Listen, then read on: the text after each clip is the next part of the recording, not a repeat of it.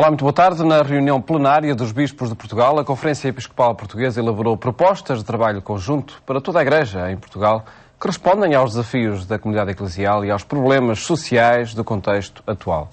Documentos e diretrizes que merecerão agora a análise do secretário e porta-voz da Conferência Episcopal Portuguesa, Padre Manuel Morujão, convidado deste programa Eclésia. Padre Manuel Morujão, boa tarde. Obrigado por estar neste programa. Foram um conjunto de documentos sobre a Europa, sobre o Concílio Vaticano II, diretrizes para os casos de abuso sexual de menores. Comecemos por esse documento da Europa. Que contributo quis a Conferência Episcopal dar, afirmando, nomeadamente, essa chave cristã que está na cultura europeia, quando ela parece ser tão ténue e parece estar tão esquecida entre muitos escritórios e burocracias da União Europeia? Exatamente. A Europa não é um escritório de economias e finanças. É uma praça de encontro de um grupo de nações. Talvez até seja o maior grupo de nações que tem um projeto comum. E por isso este documento procura ajudar a uma reflexão. Que Europa somos? Que Europa queremos ser? Somos uma Europa com uma visão economicista, como diz o documento? Eu penso que se tende para aí. Aliás, até a atual União Europeia já teve o nome Comunidade Económica Europeia. É evidentemente que não podemos viver sem economia, como numa família. Mas também numa família o fundamental não são as finanças, são as relações humanas. São os valores que se comunicam. E por isso este documento ajuda a esta reflexão. Para, escuta, olha e vê para onde queres caminhar. E não nasceu ontem esta comunidade de países. Não vem apenas do Tratado de Roma, mas vem mais atrás, há muitos séculos atrás. E concretamente aos monges beneditinos, aos monges de São Patrício, aos monges que evangelizaram os povos eslavos, São Cirilo, São Metódio, que são as duas figuras de proa. E toda uma comunidade de cultura, portanto, apontando um horizonte de valores. E é essa unidade europeia que se quer promover. Em todo caso, o horizonte que os europeus têm hoje diante dos seus olhos são critérios de convergência, são estatísticas que não se podem, enfim, que regulam o conviver social. De que forma a Conferência Episcopal Portuguesa, nomeadamente através deste projeto de unidade da Europa, um projeto de civilização, propõe que se alterem essa ordem de valores? Exatamente. A pessoa humana tem que estar no centro de tudo e acima de tudo.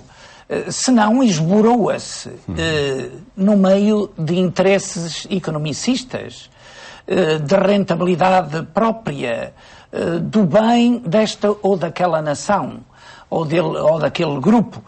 Bem, e por isso é que eu acho que para que a árvore da Europa dê frutos de qualidade e seja uma árvore que ultrapassa a crise, precisa de ir às raízes. E nas raízes estão os valores que uma matriz cristã foi formando ao longo de séculos. Há uma preocupação por afirmar a unidade da Europa. Na opinião do Episcopado, ela está em causa? Eu acho que sim. Com a crise presente, nós vemos que há margens do continente europeu, que, como diz o Papa, a Europa, mais que um continente, é uma casa espiritual. E aqui, ao dizer espiritual, não é espiritualista, é de valores do espírito, que todos, crentes ou não crentes, devemos cultivar. Eu acho que isso, de alguma maneira, começa a acontecer, mas também, felizmente, há forças de convergência e de interajuda. Dentro da União Europeia, vê-se que será menos Europa sem Portugal. Portugal também seria muito menos Portugal sem Europa. E podemos dizer isto das outras 27 nações que para já fazem parte da Comunidade Europeia. Porque os temas e as decisões são muitas, passemos a uma outra que a Conferência Episcopal Portuguesa tomou, nessa última Assembleia Plenária, a criação de um Observatório Social da Igreja. Em que é que consiste e de que forma é que ele irá funcionar? É um observatório que colabora com várias entidades, com a Caritas Portuguesa, com as Misericórdias, a União das Misericórdias Portuguesas, a Conferência de São Vicente de Paulo e a Universidade Católica Portuguesa, que lhe dá, pois, o estatuto e a qualidade, enfim, que se procura neste campo, que tem que ser não apenas por intuição, mas tem que ser por estudos. Bem, então, viu-se que a Caritas Portuguesa já tinha algo parecido, mas que a Igreja deveria implementar um serviço nesta linha. Claro que um observatório é para observar, não é para fazer. Mas, para fazer bem, é preciso ter uma visão da realidade completa. Alguém disse que não há nada mais prático do que uma boa teoria. E, portanto, é este estudo que procura depois dar os dados para que se atenda com prioridades às margens de pobreza, de necessidade. Diz o comunicado final que ele irá averiguar a oferta e a procura de serviços sociais. E isso irá fazê-lo imediatamente? Irá entrar em funcionamento rapidamente? Ainda não está aqui agora, tratava-se da aprovação deste projeto concreto. Pois está em preparação, já foi dada a luz verde, e agora é arranjar umas estruturas mínimas, sem aumentar, porque é com a colaboração destas diversas entidades, para que se possa responder aos desafios, concretamente, da crise por que estamos a passar. Sobretudo por aqueles que estão mais no epicentro da crise. Um estudo já feito, ou quase todo feito, faltam as ilhas, a Madeira e os Açores, o arquipélago da Madeira e dos Açores, é esse inquérito sobre identidades religiosas em Portugal, representações, valores e práticas. Foi um tema muito debatido até na opinião pública, por vezes entre extremos, entre quem afirma que de facto houve uma descida grande de católicos e entre quem refere a insignificância dessa descida. Em que é que ficamos, Padre Manuel Mourojão? Ficamos num meio termo equilibrado. Se me pergunta, desejava números melhores? Claro que sim. Mas a realidade é como é. E nós vemos que a Igreja é feita de famílias, é feita de um extrato social onde vive, de meio ambiente, e nós vemos que valores que se perderam a nível das famílias e a nível da sociedade. Em todo caso, e é o número deste inquérito, afirmar-se que 93,3% dos crentes são católicos revela uma hegemonia que, se calhar, digo eu agora, poderia pensar que já não existisse. Sim, mas mais do que propriamente isso constituir um sofá onde nos instalemos comodamente, acho que deve constituir um desafio. Quer dizer que há apreço pela Igreja e pela Igreja Católica e, concretamente, nos desafios do momento presente em que nos situamos. Uns, digamos, com uma fé mais profunda, com uma prática mais regular, outros com um ideal de fundo melhor ou não tão bem concretizado. Mas eu acho que é uma responsabilidade para a Igreja assumir estes números, porque quer dizer que as pessoas estão a pedir responsabilidades e serviços à Igreja Católica. E com certeza que o primeiro é a boa nova de Jesus. Os valores que ele transmitiu de fraternidade, de solidariedade, de perdão, de concórdia, de interajuda. Enfim, acho que há que pôr esse ideal em prática. Pensando noutro dado deste inquérito, os que afirmam não ter religião, o número, esse aí que foi uma surpresa, ele subiu de 1999 para agora, para 2011, de 8,2% para 14,2%. Penso que corresponde a um horizonte vago de espiritualidade, até de misticismo, nem sempre procurado pelos melhores caminhos. Também, às vezes, as ofertas que lhe são proporcionadas a este grupo de pessoas não são as melhores, não são as mais cativantes. E por isso também esse número interpela a Igreja para dizer o que é que falta no passar a mensagem para que seja apetecível, para que seja uma proposta de felicidade. Nomeadamente em meio urbano, porque creio ser aí... Nomeadamente em meio urbano. Às vezes as deformações também da imagem, da fé, de Deus, da prática religiosa. Estou-me a recordar de uma frase deste Papa, Bento XVI, que diz que o cristianismo não é um compêndio de proibições, mas um caminho exigente de felicidade. É de felicidade, com exigências, mas é para resultar em qualidade de vida, em felicidade. O facto deste número aumentar, nomeadamente em meio urbano, por ter sido na região de Lisboa e Val do Tejo, que, creio eu, se tenha verificado esse aumento, traduz um não saber estar ainda no meio urbano por parte das comunidades eclesiais e uma distância entre muitos bairros e a Igreja Católica? Seguramente que nestes meios a tradição não é tão forte como... Ou não é nenhuma, talvez. E às vezes nenhuma. Há muito desenraizamento. Exatamente, não há relações de proximidade dos vizinhos, dos amigos, dos que estão ali, mesmo ao lado, na mesma terra ou próximas. Mas chegaremos então a uma prática religiosa algo inconsistente por ser muito, enfim, tradicional ou viver dessa boa vizinhança que existe noutros meios? Evidentemente que a tradição precisa de ser revitalizada, porque senão morre. Dar sempre novos motivos. E isto é segundo a sociedade, o ambiente que se respira.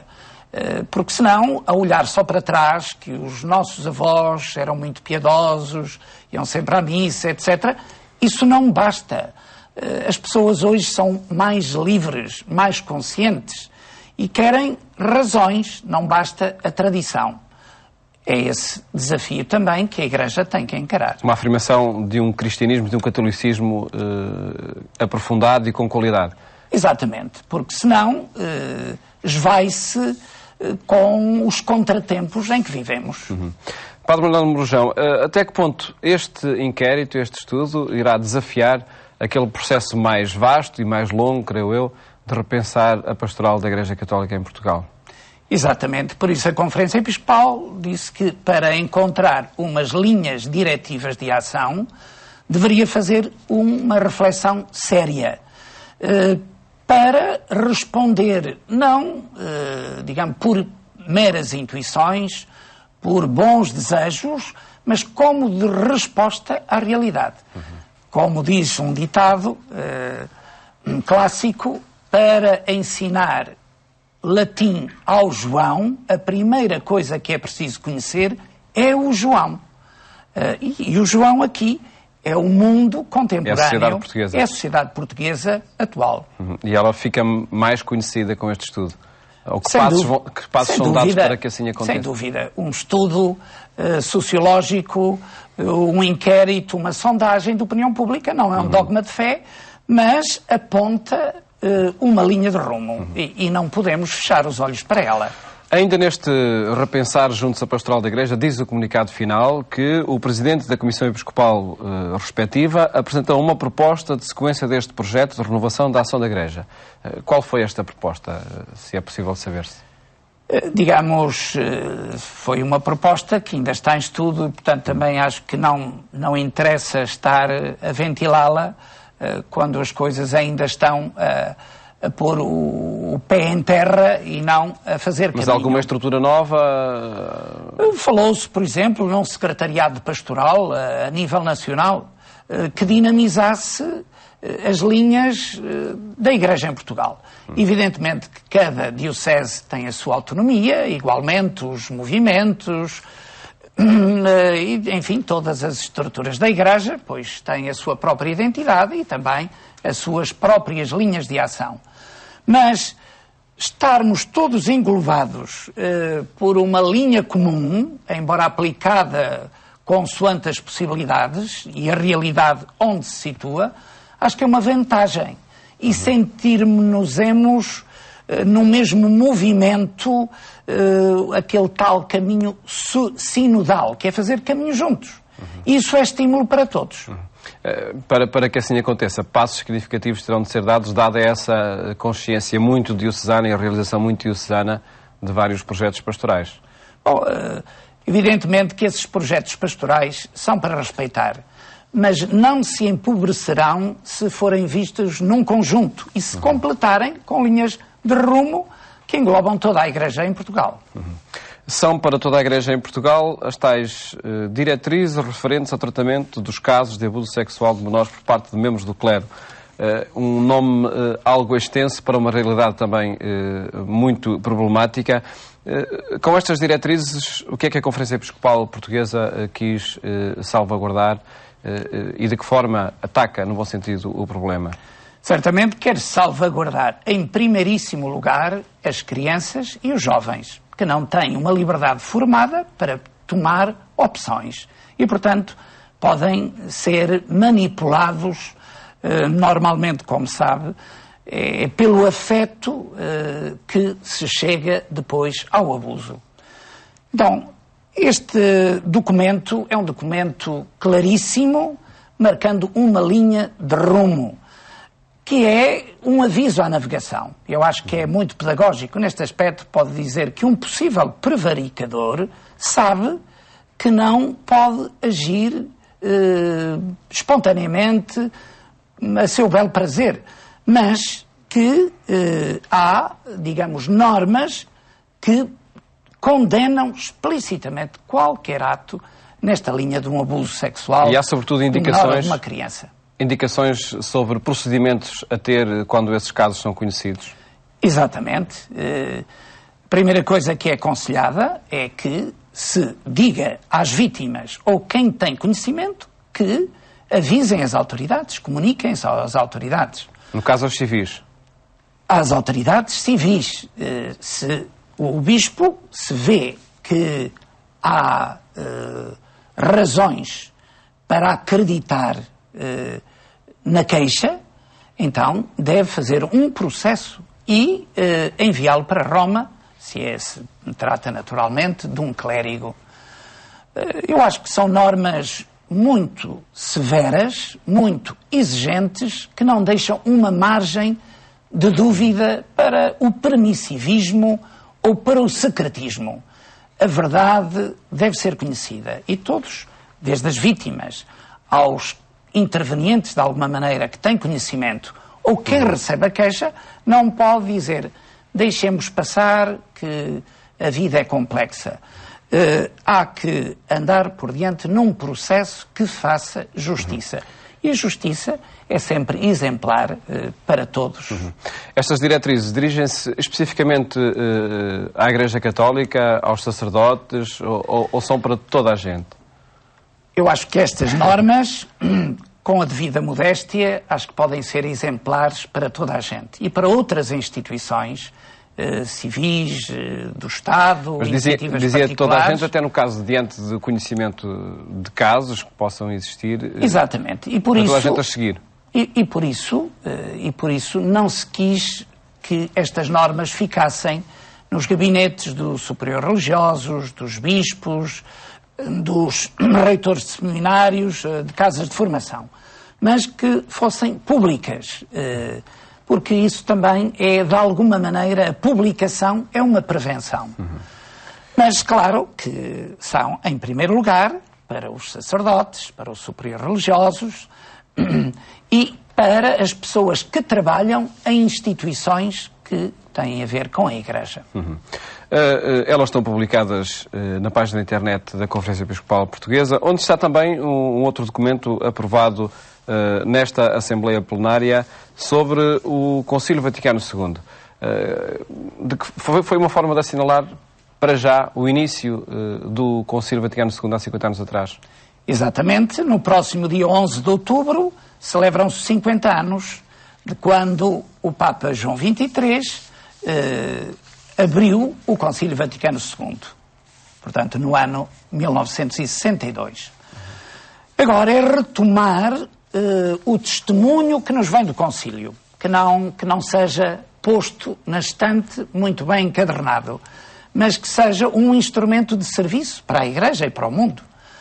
É um concílio inovador, documentos que nunca se tinham visto, um documento para os leigos, um documento para a comunicação social, um documento para a liberdade religiosa. Digamos, ultrapassaram-se fronteiras que pareciam inexcedíveis. 50 anos após terem sido escritos, continuam atuais para a problemática atual? Eu acho que sim, que o Concílio Vaticano II é um concílio com 50 anos de atualidade e precisa de ser continuado a pôr em prática tanto a letra como o espírito.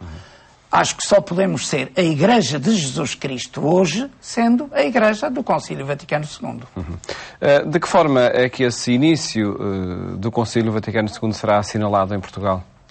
Exatamente. Para além de todas as iniciativas, e já começaram até congressos, simpósios, encontros, pois vai haver um momento celebrativo a nível geral, que vai ser a 13 de outubro, quase coincidendo com o 11 de outubro, e nesse dia, na peregrinação a Fátima, se fará uma menção especial. Certamente que os nossos bispos convocarão a Igreja para que aí se reúna, tendo particularmente em conta este evento, que é um evento para muita ação de graças pelo movimento de renovação que pôs em andamento o Concílio Vaticano II. Esperemos que assim aconteça, a renovação, o estudo, tudo em torno dos documentos do Concílio Vaticano II. Paulo Manuel Mourojão, agradeço ter estado neste programa a apresentar as conclusões do trabalho da Assembleia Plenária da Conferência Episcopal Portuguesa. Muito obrigado. Com muito gosto. Muito obrigado por ter estado neste programa, que foi uma análise às conclusões da última Assembleia Plenária da Conferência Episcopal Portuguesa. Desejo-lhe um bom fim de tarde, bom feriado e até amanhã, se Deus quiser.